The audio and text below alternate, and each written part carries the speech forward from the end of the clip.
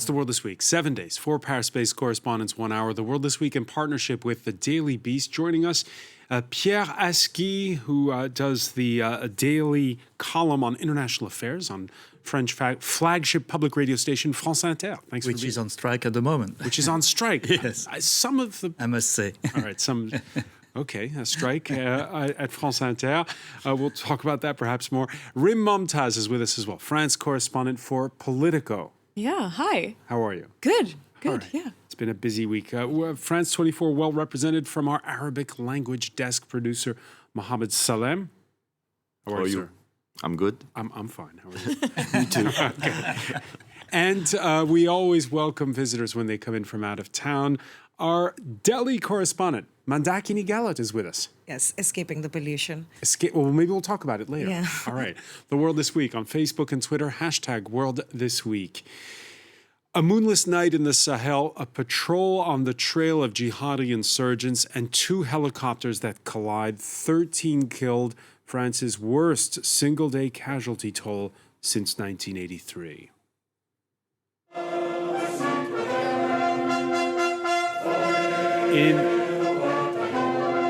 In the southeastern French garrison town of Gap, mountain rangers sing the Marseillaise to honor their fallen comrades, with similar tributes in the southwestern city of Pau, where the helicopter regiment is based. I came to offer my condolences because I am a former soldier from the 5th Combat Helicopter Regiment.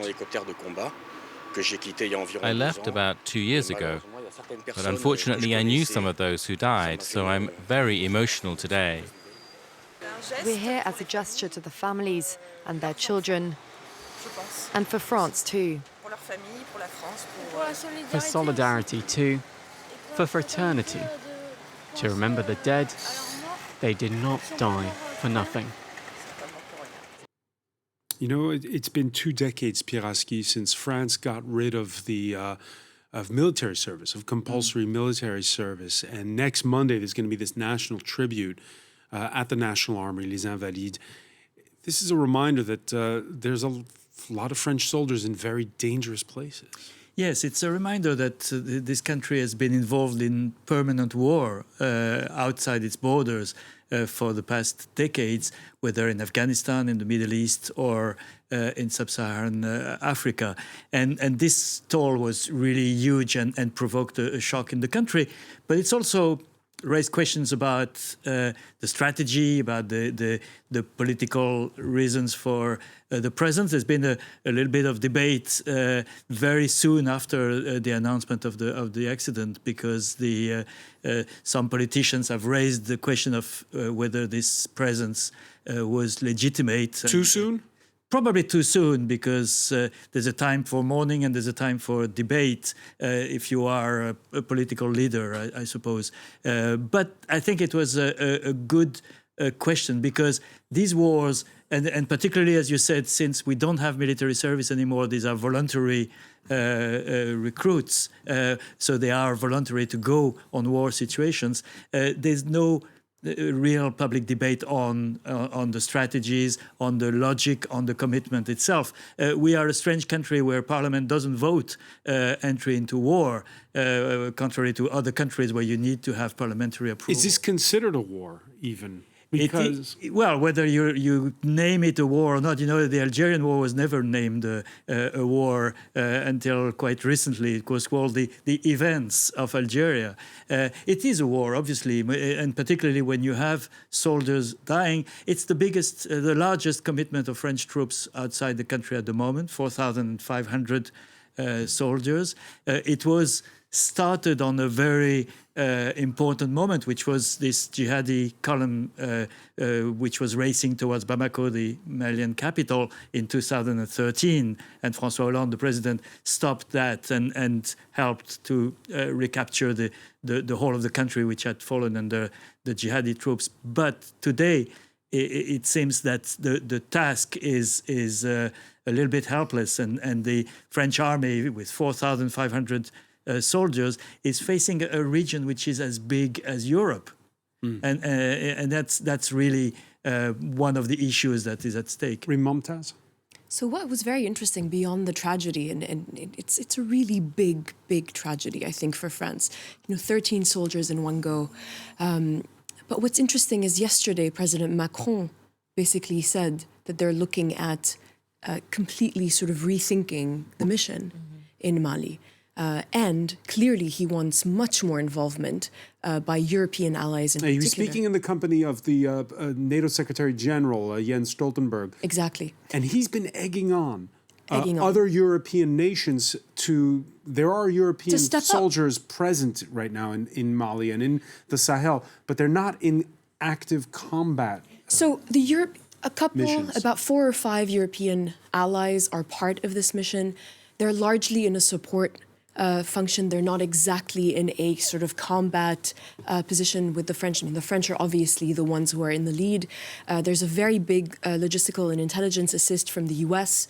But the point that Macron is now making is that the fight that France is fighting in sub-Saharan Africa is to maintain the security and preserve the security of Europe, and that as such, more Europeans need to kind of step up. And it's part of his whole pitch for more European defense. It's part of his pitch for an overhaul, like a real strategic rethink of NATO, nothing less. Because, again, yesterday he said, actually, today, he used the word enemy, but perhaps a better word in the context of NATO would be adversary of NATO, is terrorism, and it's not Russia and it's not China, which is a real substantive shift. How's it going to play next week in London? London has just been hit by a terror attack, but on the other hand, where a lot of the NATO partners not taking kindly to his brain death comment about how NATO has lost its way a bit.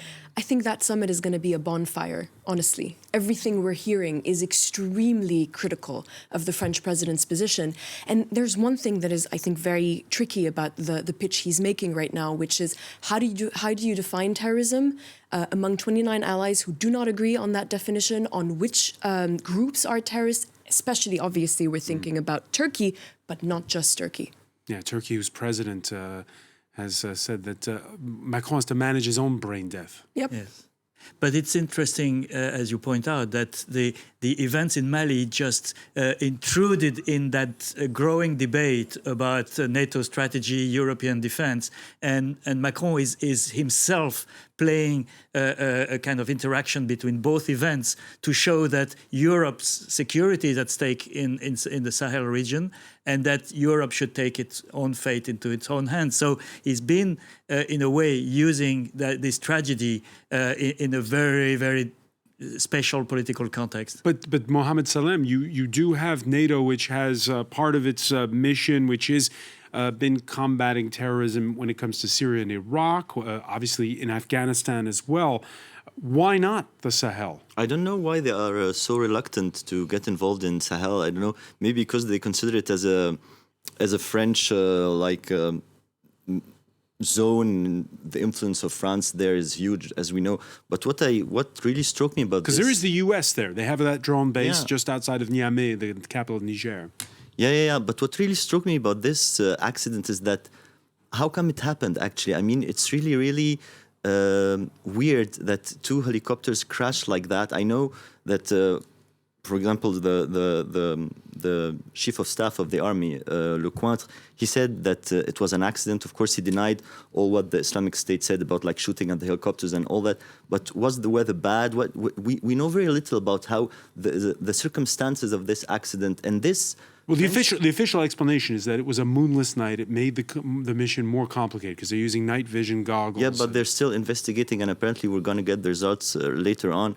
And as you were saying, there's time for mourning and time for political action or political commands. But how come this accident happened with the French army that's supposed to be very well trained? That was in a combating mission, but we don't know why is it that secretive in a way, that mission in Mali. All right, in the northern city of Gao in Mali, they still remember 2013 when the French chased out the jihadists, even though some say, in view of the spike in insurgent attacks recently, some there arguing that the French have become ineffective. Au début, c'était vraiment At first, the French army was valued by Malians. But today, some Malians denounce the intervention. But with regards to the accident, we sympathize with their pain. These are people who have come to help Mali, who have fallen for Mali, and we truly sympathize with their pain. Mali and throughout Africa, there's even critics who claim over social media that the French operation's a scramble for newfound oil and other raw materials. The French Army Chief of Staff responded on sister station Radio France International. I can't stand these rumors and false allegations anymore. All they do is cause terrible damage to public opinion in the countries where we are there to help. Évidemment, ça n'est pas le sens de notre action. Obviously, this is not the point of our actions. French soldiers are in Mali to improve security in the region, which in turn increases security and stability in France as well as in Europe. It is the stability of the whole of Sahelian Africa and West Africa that is at stake today. Et de toute l'Afrique de l'Ouest à terminaison qui est en jeu aujourd'hui. Manzaki Gallo, your reaction to those remarks? Well, you tend to forget from the outside what a large presence France has in Mali. I mean, with all the conflicts that are going on in the world, you forget. And I think this particular tragedy is really raising questions about France's presence in Mali. But also, like Mohammed said, I understand this is a time for mourning, but there are some very real questions on strategy here. How did this accident happen? Such a large death toll. This is one of the most well-trained, technologically advanced armies in the world. So what's really going on here? You know, there's one thing we tend to forget, and the remark of this Malian man was reminded me, is how quickly a country can go from liberator to occupier. I mean, Afghanistan was a very good case where the armies that toppled the Taliban regime were welcomed as liberators in Kabul and have become, with time, with an absence of visible strategy, with an absence of results, with also the contradictions of counterinsurgency strategies, they have become, were seen as occupiers. And that's the risk that the French have, particularly being the former colonial power. And just one point to the question why the Europeans are not more present. For a long time, France didn't want anyone to come in West Africa. I mean, especially not the Brits, who are now there with... But that's been finished for 20 years, Pierre. Now you have the British and the French who work very closely in tandem in West Africa. Yes, but I think in Europe, Africa is considered the French backyard. It's supposed to be French territory and not all Africa. No, West Africa, and particularly the French-speaking African countries. And so the Europeans have been very reluctant to go in what could be seen as neo-colonial wars. And that's where, at the moment, France is trying to show, no, it's not a neo-colonial war, we're fighting for Europe. What you just said, I think, is actually the crux of the matter that Macron is going to have to deal with when he goes to NATO next week. You spoke about Afghanistan. In Mali, it's the same, right? It's terrorism. They're fighting terrorism. Well, terrorism is nebulous.